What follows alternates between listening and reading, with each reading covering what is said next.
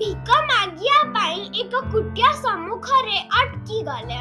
ସେଠାରେ ଜଣେ ବୃଦ୍ଧ ମହିଳା ରହୁଥିଲେ, ଯିଏ ଅତ୍ୟନ୍ତ ଦରିଦ୍ର ଓ ଦୟନୀୟ ଅବସ୍ଥାରେ ଥିଲେ। ଶଙ୍କରାଚାର୍ଯ୍ୟଙ୍କର ଡାକ ଶୁଣି ବୃଦ୍ଧ ଜଣକ ବାହାରକୁ ଆସିଲେ।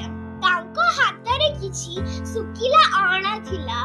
ସେ କହିଲେ, ମହାତ୍ମା, ମୋ ପାଖରେ ଏଇ ଶୁଖିଲା ଅଁଳା ଛଡା ଆଉ କିଛି ନାହିଁ।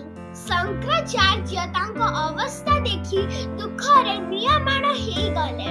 ସେହି ମୁହୂର୍ତ୍ତରେ ତାଙ୍କୁ ସାହାଯ୍ୟ କରିବା ପାଇଁ ଧ୍ୟାନ କଲେ ଏବଂ କନକଧାର ସ୍ତୋତ୍ରରୁ 22 ପଦ ପାଠ କରିବାକୁ ଲାଗିଲେ।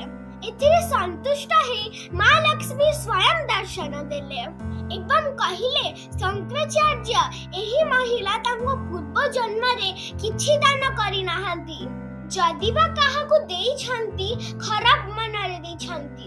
ସେଥିପାଇଁ ସେ ନିଜର କର୍ମଫଳ ଭୋଗୁଛନ୍ତି। ମୁଁ ତାଙ୍କର କୌଣସି ସାହାଯ୍ୟ କରିପାରିବି ନାହିଁ। ଶଙ୍କରାଚାର୍ଯ୍ୟ କହିଲେ, କିନ୍ତୁ ମା, ଏ ଜନ୍ମରେ ସେ ମୋତେ ପୂର୍ଣ୍ଣ ଭକ୍ତି ସହକାରେ ଏ ଶୁଖିଲା ଅଁଳା ଦେଇଛନ୍ତି।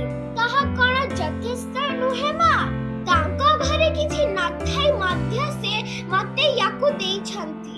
ମା ଲକ୍ଷ୍ମୀ ଶଙ୍କରାଚାର୍ଯ୍ୟଙ୍କର ଏହି ବିବୃତିରେ ସନ୍ତୁଷ୍ଟ ହେଇଥିଲେ ଏବଂ ତାଙ୍କ ଘରେ ସୁବର୍ଣ୍ଣ ଅଁଳାର ବର୍ଷା କରିଲେ।